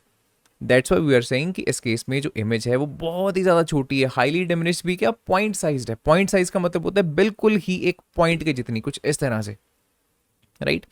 So such a image is called point sized. Then the nature of the image, इस इमेज का नेचर कैसा होगा। अब देखो नेचर कैसा कैसा हो सकता है। First of all, either it can be real and inverted. जो रियल इमेजेस होती हैं वो ऑलवेज इन्वर्टेड बनती हैं, और it could B virtual and erect. ये दो तरह के बेसिकली नेचर हो सकते हैं किसी भी इमेज के, रियल और रियल एंड इन्वर्टेड, या फिर वर्चुअल एंड इरेक्ट। इन्वर्टेड का मतलब होता है उल्टी इमेज बन रही है, इरेक्ट का मतलब होता है सीधी इमेज बन रही है, right. Real images always inverted होंगी, वर्चुअल इमेजेस ऑलवेज इरेक्ट होंगी इन दीज रे डायग्राम्स, ठीक है। अब देखो अगर मैं बात करता हूँ इस केस की, क्या ये लाइट रेज एक्चुअल में यहाँ पे इंटरसेक्ट कर रही हैं, एक दूसरे के साथ मीट कर रही हैं, या सिर्फ हमारी परसेप्शन है, या सिर्फ हमको ऐसा लग रहा है। द आंसर इज एक्चुअल में मीट कर रही हैं, उन्होंने एक्चुअल में यहाँ पे इंटरसेक्शन करी है। इट मीन्स वो एक रियल इमेज को फॉर्म कर रही हैं, है ना। रियल इमेज के कैरेक्टरिस्टिक्स में हमने पॉइंट पढ़ा था, जब भी लाइट रेज एक्चुअल में मीट करेंगी तो वो कैसी इमेज होगी, वो रियल इमेज होगी। दैट मीन्स इस इमेज का नेचर कैसा है, real and inverted. Real and erect आपको देखने को नहीं मिलेगा किसी रे डायग्राम में, ठीक है। So make sense. So this is the second case, object beyond C, centre of curvature. अब इसमें ऑब्जेक्ट पहले केस के कंपैरेटिवली थोड़ा सा मिरर के पास आ चुका है, राइट। सेंटर ऑफ कर्वेचर से काफी दूर है, बट इतना दूर भी नहीं है कि इस डिस्टेंस को लेट से हम इनफाइनाइट डिस्टेंस कंसिडर कर सकें, राइट। थोड़ा सा पहले केस से पास है, और ऐसे ही होगा हर केस में। आप देखोगे इस ऑब्जेक्ट को धीरे धीरे करके हम इस मिरर के टूवर्ड्स लेके आने वाले हैं। This is the second case, right. Third case में ऑब्जेक्ट आ जाएगा सी पे, फोर्थ केस में वो आ जाने वाला है यहाँ पे, फिफ्थ केस में वो आ जाएगा फोकस के ऊपर, एंड सिक्स्थ केस में कुछ यहाँ पर प्रेजेंट रहेगा। उसके बाद ऑफकोर्स कोई भी केस नहीं है, बिकॉज यहाँ ऑब्जेक्ट को हम रख नहीं सकते। अगर मैं इधर ऑब्जेक्ट को रख दूंगा तो उसकी कोई भी इमेज नहीं बनने वाली है, बिकॉज जो ये साइड है वो रिफ्लेक्टिंग साइड नहीं है, right. So let's see the second case, object beyond C. This is the object, यहाँ से दो रेज को हम कंसिडर करेंगे। लेट्स से हम फर्स्ट रे इसको कंसिडर कर लेते हैं, which is coming perfectly parallel to the principal axis. We know after reflection ये फोकस में से पास हो जाएगी, राइट। देन लेट्स से एक और रे हम कंसिडर कर लेते हैं, which is passing through the centre of curvature after reflection. ये सेम पाथ लेके वापस चले जाने वाली है। देखो हमको सिर्फ दो रेस चाहिए, कोई भी दो रेस को आप यूज कर सकते हो। अगर आप चाहते हो आप इस रे को भी यूज कर सकते हो जो फोकस में से आ रही है, एंड आफ्टर रिफ्लेक्शन इस तरह से पैरेलल चली जाएगी, right. I am drawing very रफली, but yes you can also consider that ray as well. You need only two rays and it is up to you कि कौन सी दो रेस को आपको कंसिडर करना है, राइट। सो इंटरसेक्शन देखो हो रही है यहाँ पे, that means image is being formed here, isn't it? So let me erase this, and this is the image, okay। now let's quickly fill this table। position of the image देखो कहाँ पे बन रही है, C and F के mid में कहीं पे बन रही है, सेंटर में कहीं पे बन रही है। so we will write between C and F। by center I don't exactly mean कि बिल्कुल परफेक्ट जो उसका सेंटर है, राइट। ऐसा नहीं है, वो यहाँ भी प्रेजेंट हो सकती है, कुछ यहाँ प्रेजेंट हो सकती है, बट हाँ कुछ ना कुछ वो सी एंड एफ के बीच में प्रेजेंट रहेगी। This is what I mean to say, between C and F, okay. Size of the image, as you can see object का जो साइज है this is larger as compare to the image, या फिर हम कह लें जो इमेज बन रही है वो छोटी बन रही है as compare to the size of the object, ठीक है। सो साइज को हम लिख देंगे डिमिनिश्ड। डिमिनिश्ड का मतलब होता है छोटा। कंपेयर किससे कर रहे हैं, इस ऑब्जेक्ट की साइज से हम करेंगे, right. Then nature of the image, इस इमेज का नेचर कैसा है। देखो यहाँ पे रेज एक्चुअल में इंटरसेक्ट कर रही है ना, इट मीन्स ये एक रियल इमेज है, एंड रियल के साथ साथ ये एक इन्वर्टेड इमेज है। ये तो हमको वैसे भी दिख ही रहा है, देखो इसका जो एरो है वो यहाँ पे ऐसे बन रहा है। ऑब्जेक्ट के केस में यू कैन सी इसका एरो ऊपर की तरफ है प्रिंसिपल एक्सिस के, बट इमेज के केस में इसका जो एरो है डाउनवर्ड्स है। ऐसा हमने ड्रॉ क्यों किया है, बिकॉज इंटरसेक्शन देखो आप, हेड की जो इंटरसेक्शन थी, जो हेड से हमने दो रेज को कंसिडर किया है, वो दोनों रेज आखिरकार यहाँ पे, राइट, इस पर्टिकुलर पॉइंट पे मीट कर रही हैं। दैट मीन्स हेड की इमेज कुछ यहाँ बन रही है, दैट्स वाई हमने इसको कुछ इस तरह से शो किया है। So the image is real and inverted. This is the third case, object पहले यहाँ था, इस बार वो आ जाएगा यहाँ पे, राइट, सी के ऊपर। So let's say this is the object. इसकी इमेज देखो कैसे बनेगी। लेट्स से हम एक रे ऐसी कंसिडर करते हैं जो पैरेलल आ रही है प्रिंसिपल एक्सिस के, आफ्टर रिफ्लेक्शन फोकस में से पास हो जाएगी। अब सेकेंड रे कौन सी कंसिडर करेंगे इस केस में? तो obviously it is completely obvious that S ray को ही हमको कंसिडर करना पड़ेगा, which is passing through the focus, and after reflection this will pass through the it will pass parallel to the principal axis, and it. इन दोनों rays की intersection हो रही है यहाँ पे। सो वहाँ पे आपको एक एरो ड्रॉ करना है जहाँ पे इमेज फॉर्म हो रही है, ठीक है। So this is the image, quickly draw करते हैं, फिल करते हैं इस टेबल को। पोजीशन ऑफ द इमेज, देखो ऑब्जेक्ट जहाँ था बिल्कुल उसके नीचे इमेज बन रही है, ये इकलौता ऐसा केस है, ओके। सो ऑब्जेक्ट भी सेंटर ऑफ कर्वेचर पे है, इमेज भी कहाँ बन रही है? सेंटर ऑफ कर्वेचर के ऊपर, at C. Size of the image, इसमें ऐसा होगा जितना साइज देखो आप देख रहे हो ऑब्जेक्ट का है उतना ही साइज इस एरो का है, उतना ही साइज इमेज का है। सो हम लिखेंगे same size as of object, जितना साइज ऑब्जेक्ट का है उतना ही साइज इमेज का। What is the nature of the image? This is also real and inverted. Fourth case, object और पास पहुंच चुका है मिरर के, यहाँ पे प्रेजेंट होगा सी एंड एफ के बीच में कहीं पे, राइट। अगेन बिल्कुल ज़रूरी नहीं है कि बिल्कुल सेंटर में प्रेजेंट हो, कुछ यहाँ भी प्रेजेंट हो सकता है, वो कुछ यहाँ भी प्रेजेंट हो सकता है। So it is somewhere between C and F. So let's consider the first ray which is coming parallel to principal axis, after reflection will pass through the focus. उन्हीं रूल्स को हमको बार बार देखो यूज़ करना है, कुछ ऐसा नहीं है कि बार बार हम कुछ नया यूज़ कर रहे हैं, राइट। बेसिकली वही 2-3 रूल्स हैं जिनको हम यूज़ करके सारे रे डायग्राम्स बनाने वाले हैं। Another ray which is passing through the focus, अगर फोकस में से निकल रही है आफ्टर रिफ्लेक्शन ये जाएगी parallel to the principal axis. Intersection हो रही है यहाँ पे, सो इमेज फॉर्म कर दो उस पर्टिकुलर पॉइंट पे, this is the image. Fill करते हैं इस टेबल को।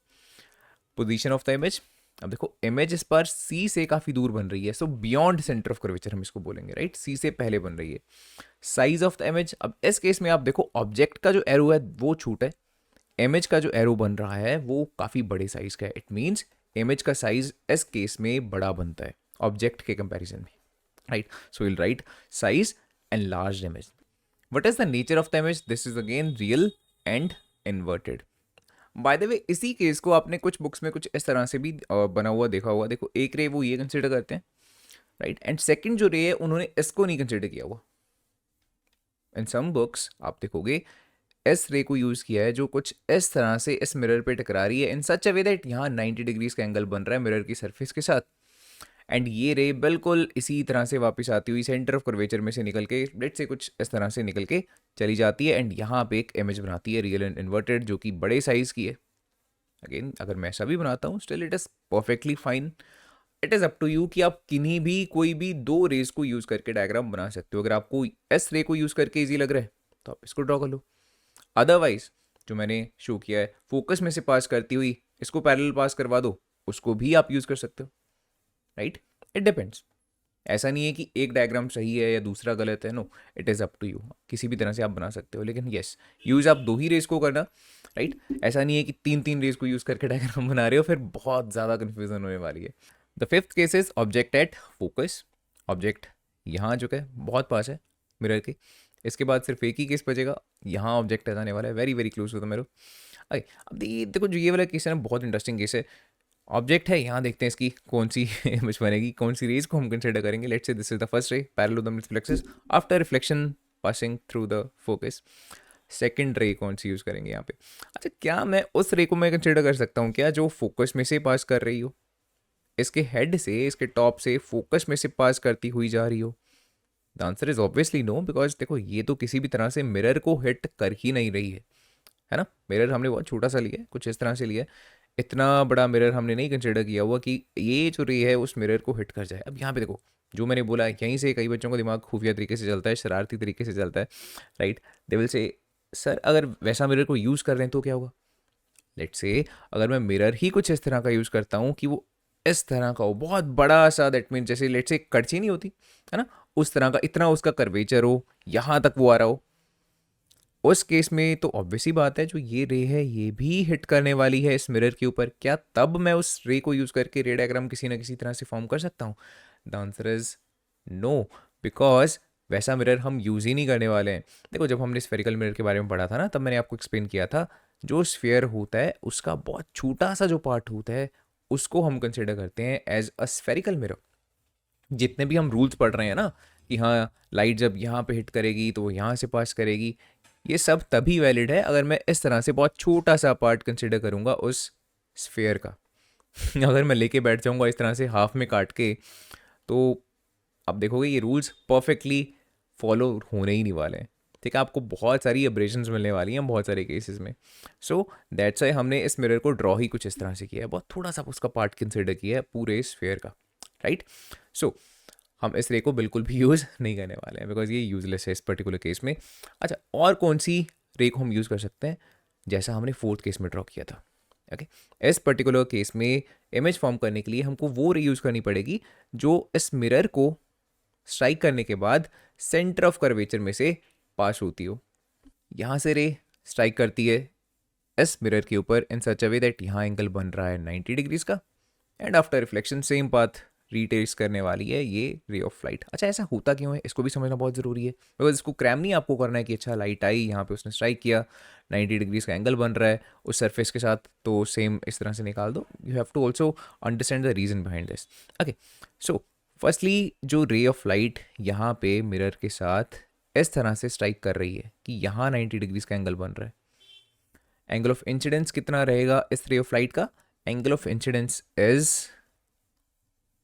0 डिग्रीज नॉट 90, बिकॉज सिंपल सी बात है एंगल ऑफ इंसिडेंस मेजर किया जाता है with respect to the normal. Okay, and normal कहाँ से पास कर रहा होगा, let me change the colour, blue colour को हम यूज कर लेते हैं।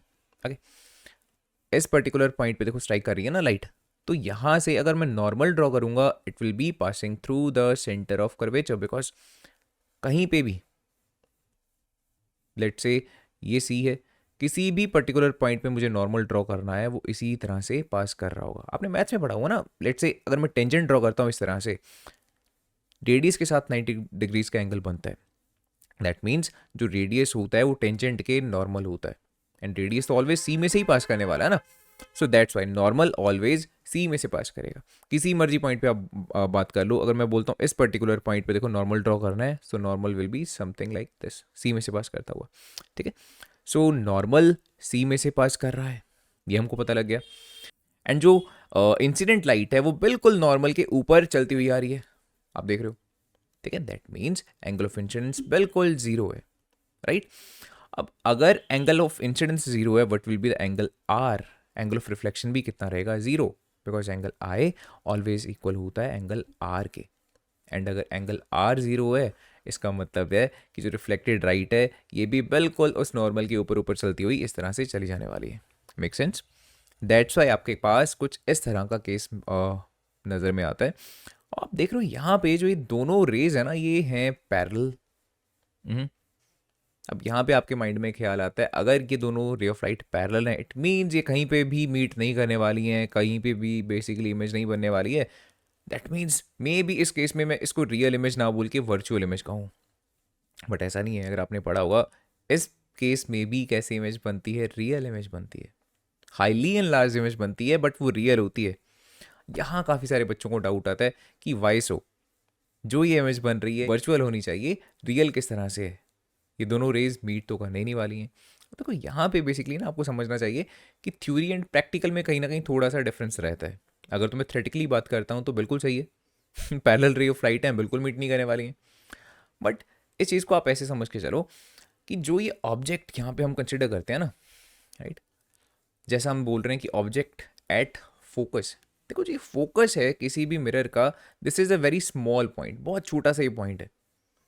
अब अगर मैं इमेज फॉर्म कर रहा हूँ किसी भी ऑब्जेक्ट की तो ज़रूरी नहीं है कि जो ऑब्जेक्ट वो होगा वो बहुत ही छोटा सा ऑब्जेक्ट होगा, इज़न्ट इट। जो ऑब्जेक्ट होगा लेट से वो कोई एक कैंडल हो सकती है, वो कोई लैम्प हो सकता है, कोई नॉन ल्यूमिनस ऑब्जेक्ट भी हो सकता है, it could be anything, right.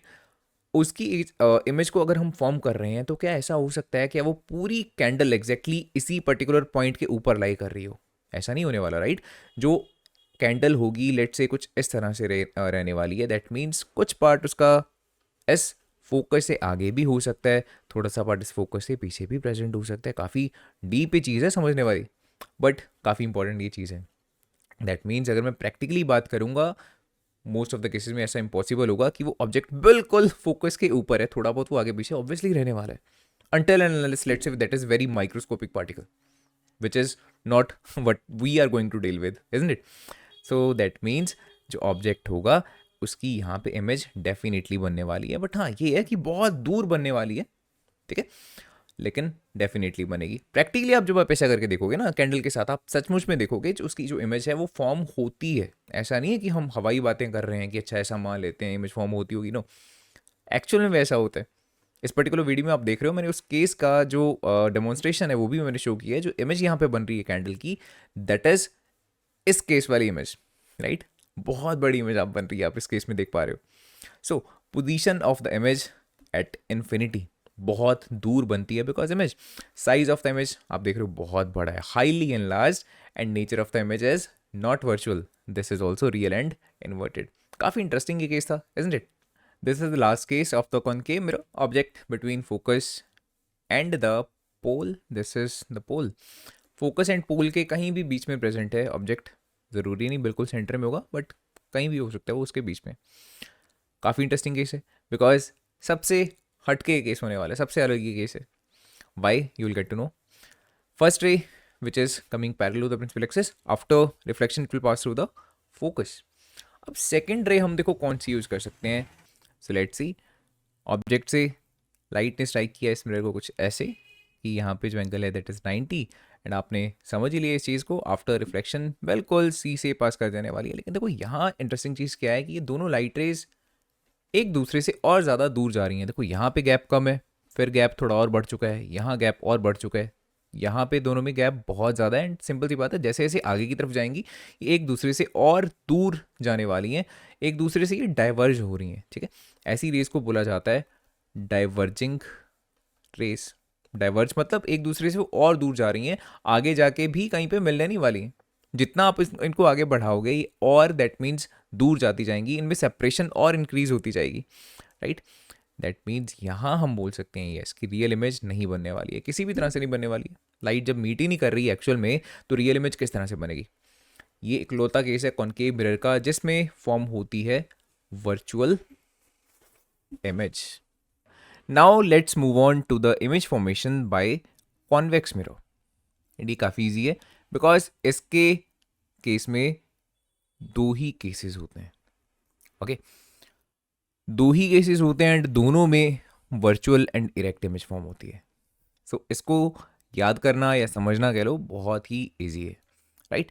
Convex mirror जो होता है उसकी एक बेस्ट या बहुत ईजी एग्जांपल बोल सकते हो जो कार का रियर व्यू मिरर होता है, which is shown in this picture, right?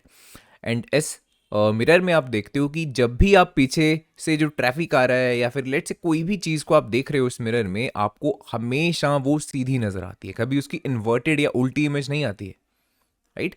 Late say अगर आपके पीछे जो गाड़ियाँ आ रही हैं वो आपको बिल्कुल उसी तरह से सीधी चलती हुई नजर आएंगी ना, बिल्कुल उल्टी इन्वर्टेड नज़र नहीं आने वाली है हर केस में। दैट मीन्स ये जो मिरर है कॉन्वेक्स मिरर है, एक ऐसी इमेज फॉर्म करेगा वर्चुअल एंड इरेक्ट। इरेक्ट का मतलब क्या होता है? सीधा, ओके।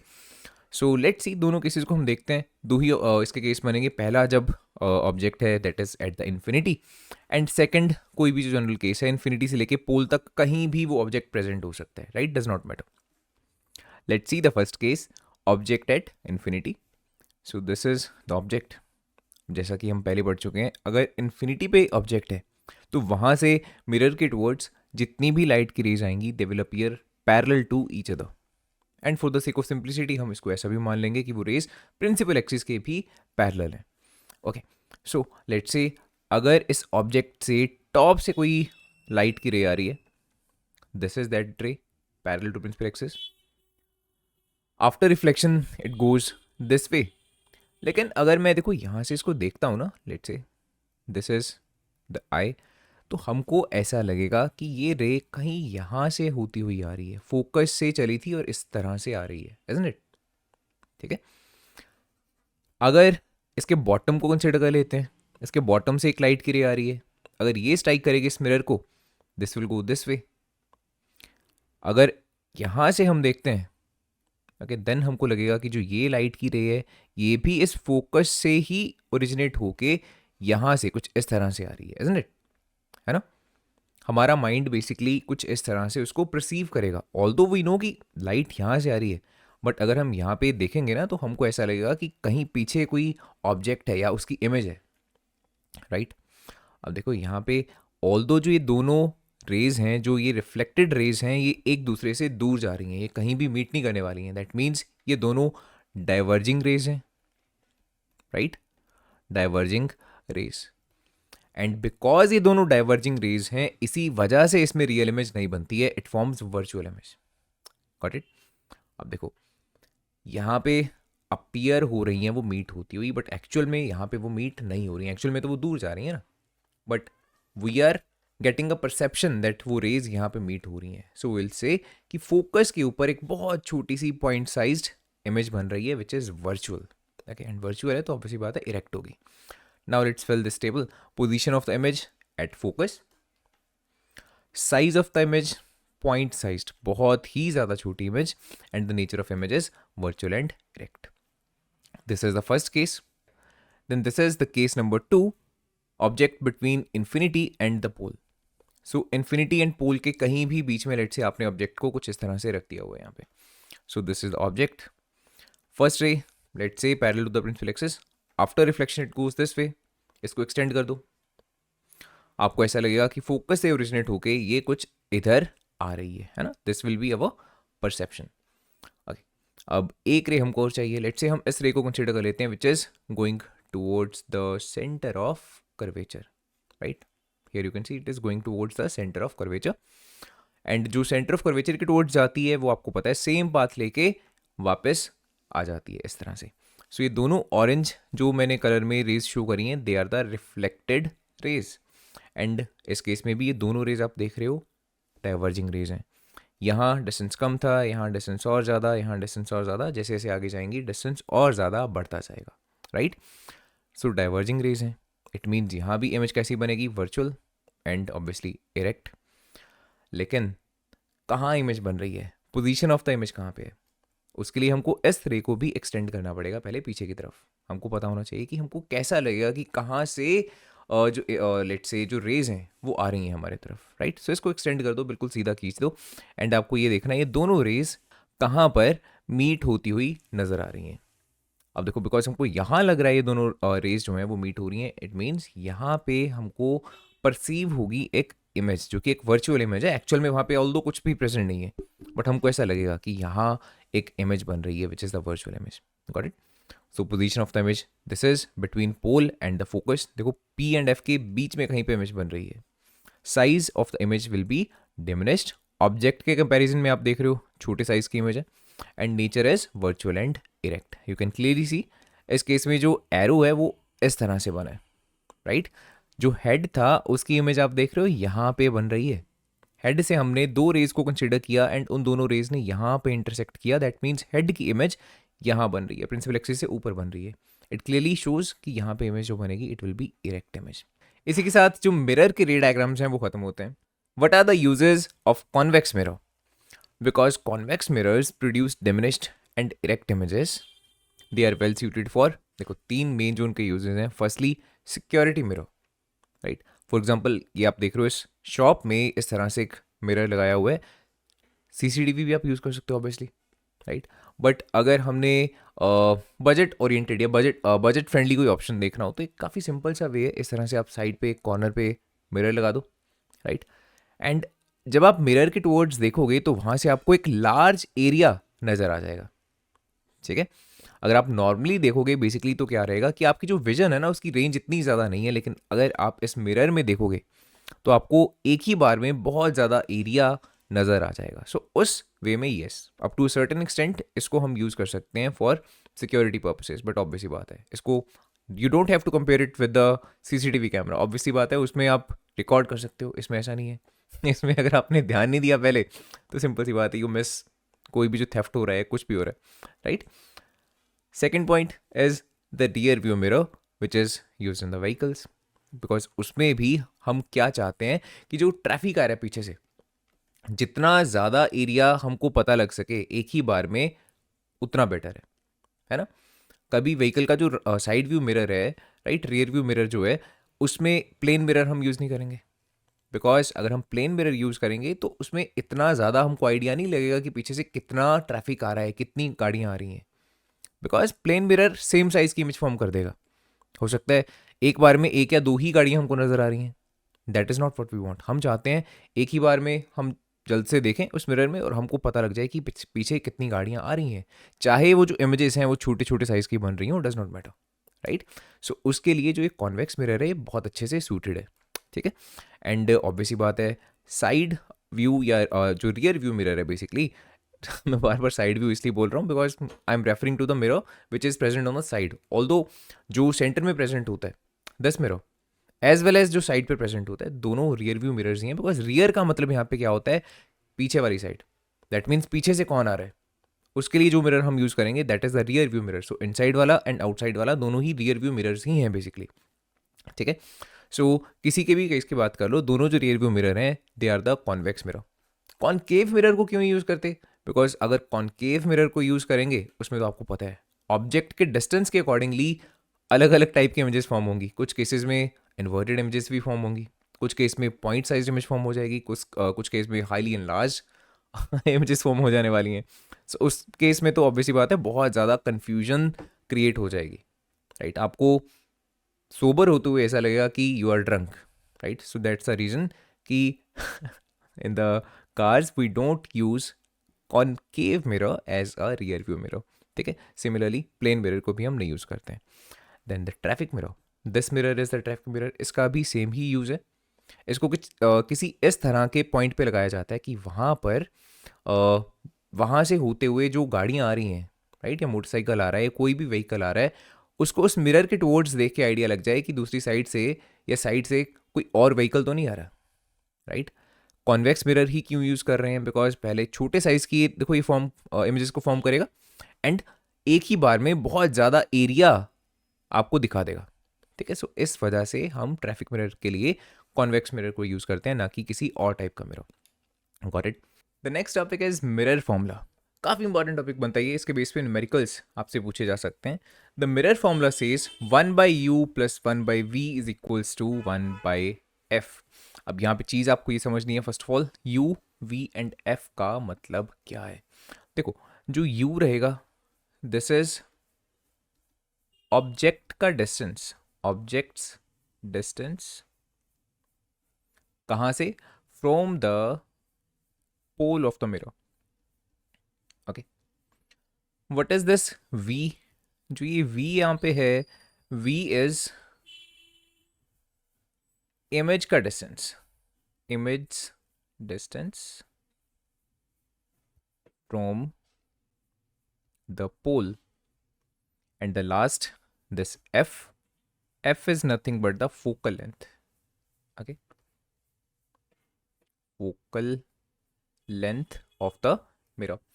focal length का बेसिकली क्या मतलब होता है, फोकस से लेके पोल तक का डिस्टेंस, ओके। सो इसको ब्रैकेट में मैं लिख देता हूँ, डिस्टेंस ऑफ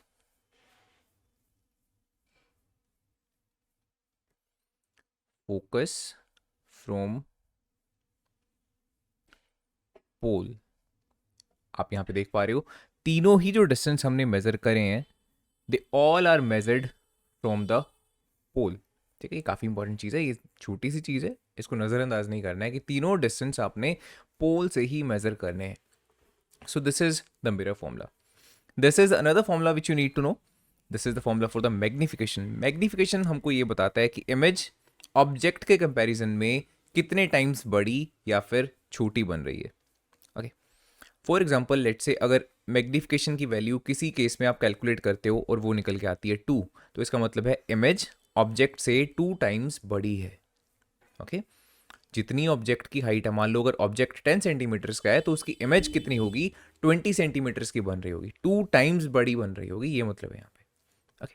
सिमिलरली अगर मैं मान लेता हूँ m की वैल्यू कहीं पे 3 आ रही है और ऑब्जेक्ट जो है, राइट, ऑब्जेक्ट्स हाइट, अगर ऑब्जेक्ट की हाइट लेट से 6 सेंटीमीटर्स है तो इमेज की हाइट कितनी रहेगी, image height it will be 18 centimetre, वो 3 टाइम्स बड़ी है, ये बता रहा है ये 3 नंबर। अच्छा कई केसेस में आप देखोगे ये नेगेटिव होता है। फॉर एग्जाम्पल अगर मान लो ये -3 है तो इसका मतलब क्या है, इमेज छोटी है, द आंसर इज नो। इसका भी यही मतलब है, अगर m-3 भी है ना, तब भी इसका ये मतलब है कि अगर ऑब्जेक्ट 6 सेंटीमीटर का है तो इमेज उसकी 18 सेंटीमीटर की बन रही होगी। देन इस माइनस का आखिरकार क्या मतलब हुआ?